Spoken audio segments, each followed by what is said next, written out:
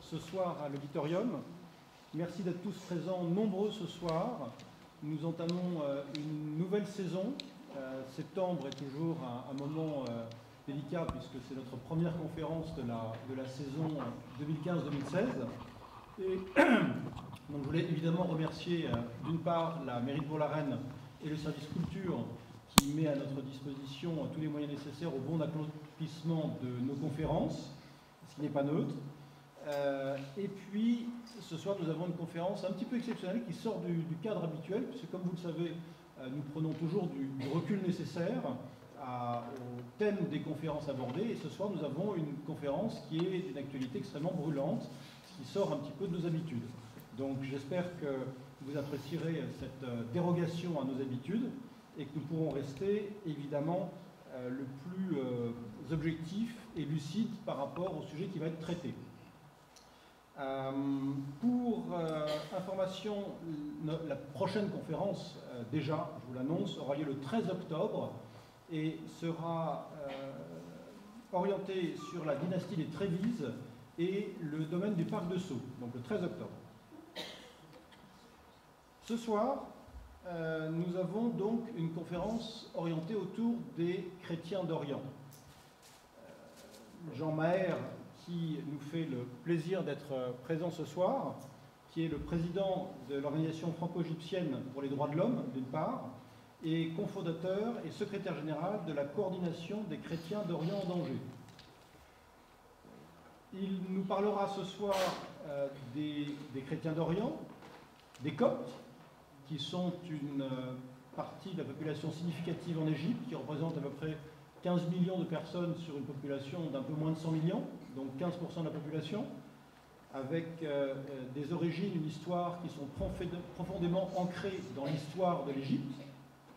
Nous aborderons par la suite la situation actuelle, récente de l'histoire égyptienne, plutôt sur l'aspect contemporain.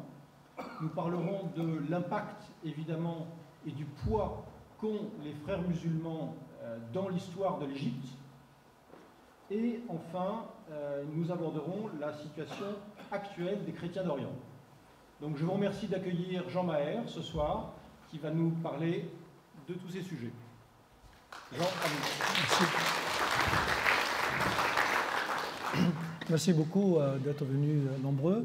Je voudrais remercier tout particulièrement Monsieur le maire, parce que depuis la révolution égyptienne en 2011, on a fait plusieurs réunions, il nous a invités, on a fait plusieurs conférences et je suis très reconnaissant et très honoré par sa présence et je vous remercie énormément d'être là et pour tout votre encouragement.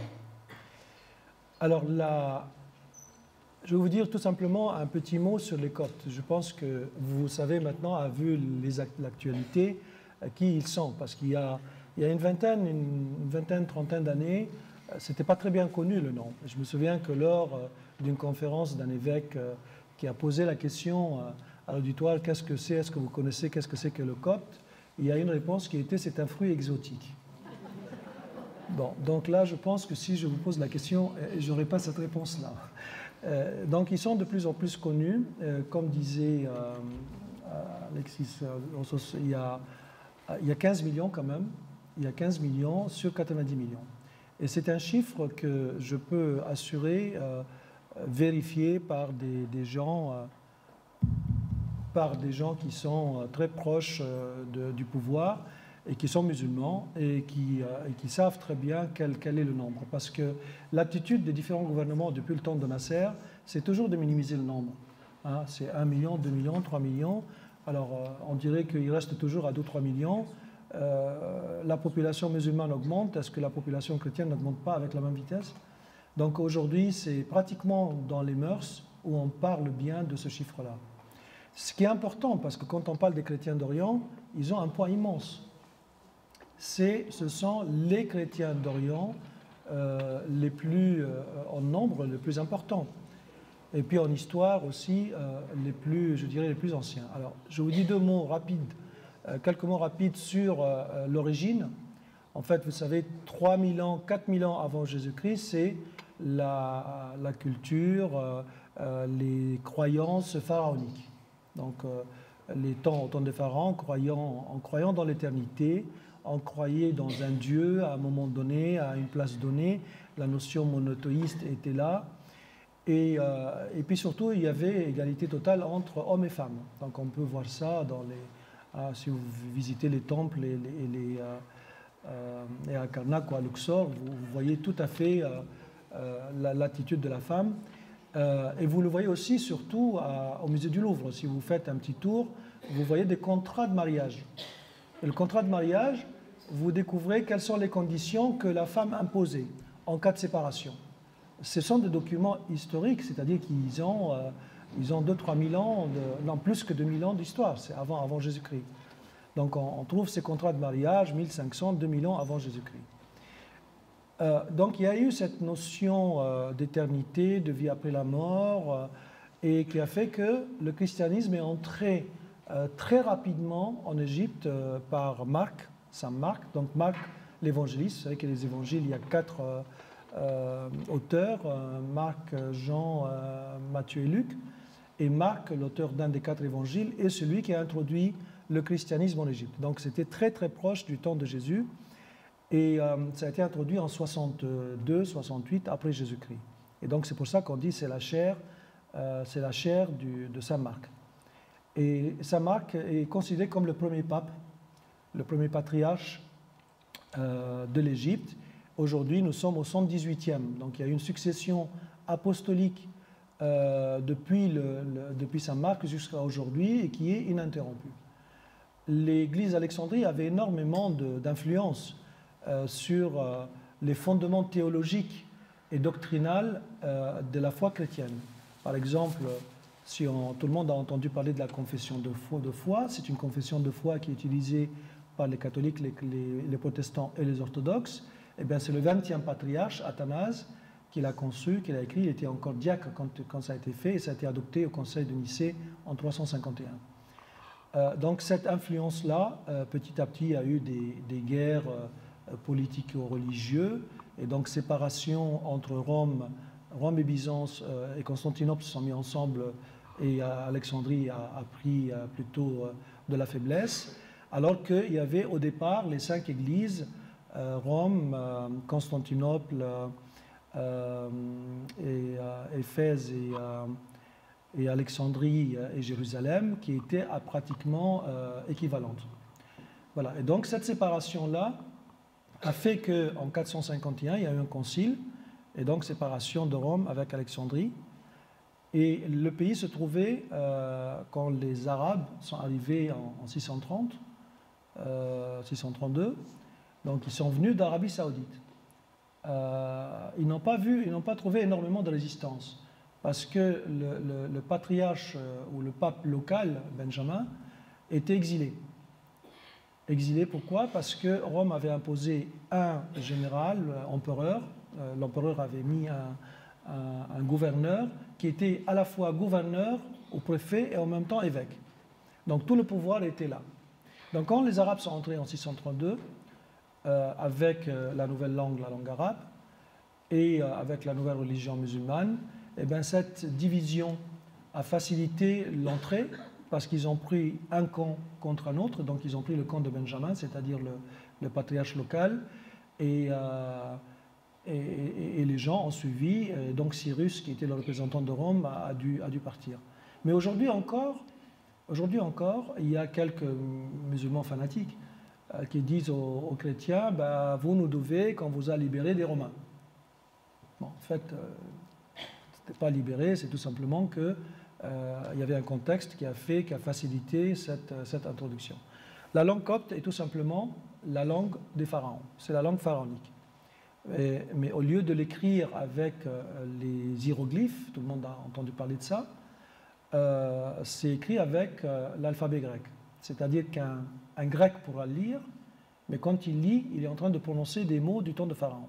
C'est-à-dire qu'il est capable de lire, par exemple, Ra, R-A, le R et l'alpha, c'est son alphabet, mais ça ne veut rien dire pour lui, parce que Ra, c'est le dieu soleil des Égyptiens en langue pharaonique hiéroglyphique. Et donc cette langue-là, il y a eu de la chance qu'elle a été maintenue dans les églises. Elle a été interdite petit à petit. On coupait même la langue des gens qui la pratiquaient. Et on a interdit au bout de 3 ou 4 siècles de l'utiliser sur le plan administratif. Donc tous les documents devaient être remplacés par la langue arabe. Donc ce qu'on peut dire de l'Égypte aujourd'hui, quand on parle de chrétiens, c'est un pays qui était à l'origine, quand les Arabes sont arrivés, l'islam est entré, il était 100% chrétien, 6e, 7e siècle, et qu'il a été arabisé, c'est-à-dire que la langue a été remplacée, et il a été islamisé, c'est-à-dire que les gens ont adopté par la force, évidemment, la majorité du temps, ou pour des conditions économiques, la religion musulmane qui est venue d'Arabie. Alors, je voudrais quand même insister sur une chose, c'est que les coutumes et les traditions égyptiennes sont très proches du niveau musulman et chrétien.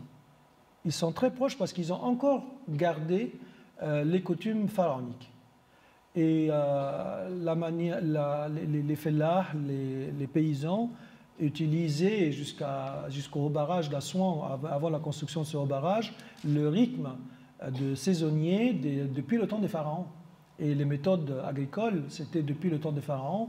Et il y a des villages qui parlaient le copte à 100%, le village, jusqu'au fin du 19e siècle. Mais c'est grâce à un Français, le génie français, Jean-François Champollion, parce qu'au bout de 2000 ans, la langue copte était là, mais uniquement utilisée dans les cérémonies religieuses et dans les messes à l'église, mais pas du tout utilisée dans la langue quotidienne courante. Donc on considère aujourd'hui qu'elle est une langue morte. Et du coup, petit à petit, on ne comprenait plus la langue pharaonique, on ne pouvait pas savoir qu'est-ce que voulait dire tout ce qui était marqué sur les tombes, etc. Jean-François Champollion a pu déchiffrer la pierre de Rosette, vous avez entendu parler, où il y avait le même texte en langue grecque, mais en 2 versions de l'écriture pharaonique. Et Jean-François Champollion avait un prêtre copte qui était à Paris et qui lui a enseigné la langue copte. Et donc il a maîtrisé la langue copte, il a même écrit des livres de grammaire sur la langue copte. Et c'est cette connaissance et cette maîtrise de la langue copte qui lui a permis de déchiffrer la pierre de Rosette. Donc l'Égypte doit à la France, elle doit à Jean-François Champollion la redécouverte de son histoire. Le monde doit à la France, doit à ce génie. C'est une histoire humaine, indépendamment qu'elle soit égyptienne, mais on a découvert quand même l'histoire de l'humanité 3000, 4000 ans avant Jésus-Christ grâce à un Français. L'Égypte a énormément d'admiration à la France. Moi, je dis qu'il y a une sorte de francomanie, comme on parle d'égyptomanie ici, mais la gyptomanie en France ou en Europe, elle est voyante. C'est-à-dire qu'il y a des images, il y a des statues, il y avait Napoléon qui avait des couverts en argent, mais c'était marqué, avec des dessins de pharaons, etc. Mais la francomanie en Égypte, elle est inavouée, elle est non-voyante. Et elle est venue grâce à cette découverte, je crois que c'est la première raison, cette découverte de l'histoire, et je dis bien musulmans et chrétiens, sont reconnaissants pour ça. Et puis la deuxième raison, on parlait là juste avant de venir, la deuxième raison, c'est quand même, on doit le canal de Suez à Ferdinand de Lesseps, même s'il n'était pas ingénieur, mais il a vraiment œuvré pour que ça ait lieu, alors que c'était un projet qui a duré pendant des centaines et des centaines d'années. Voilà, donc c'est au niveau de ce que, un peu la culture égyptienne. Et alors les gens qui ont maintenu la religion chrétienne, c'est que la condition c'était de payer ce qu'on appelle la guézia, une taxe. Vous voulez rester chrétien, d'accord, mais payez une taxe, payez la guézia. Et donc on considère que les descendants coptes qui se réclament, bien sûr, nous sommes les originaires du pays, nous sommes les descendants des pharaons, ce sont des gens qui ont été capables de payer la guézia à travers les siècles, pas nécessairement des gens nobles, de la noblesse ou de la seigneurie, mais c'est des gens qui ont pu garder leur religion en payant une taxe. Je voudrais, sans l'oublier, dire qu'il faudra dans mon discours que vous fassiez bien une distinction entre 2 choses. il y a le musulman et il y a l'islamiste. Les 90 millions, je dirais 85 millions, ont vécu en paix et en harmonie, en disant bien avec des traditions millénaires, des coutumes communes, jusqu'à l'arrivée des frères musulmans. Et là, ce sera le message principal qui est lié également à Daesh et les chrétiens d'Orient. Mais la majorité des musulmans égyptiens sont très tolérants, et il y a aujourd'hui même un courant de musulmans, je dirais éclairés, je ne veux pas dire modérés, mais je dirais éclairés, et qui s'autocritiquent publiquement. Malheureusement, tout est en arabe, donc les non-arabophones ne peuvent pas comprendre, mais les Égyptiens le voient, et qui s'autocritiquent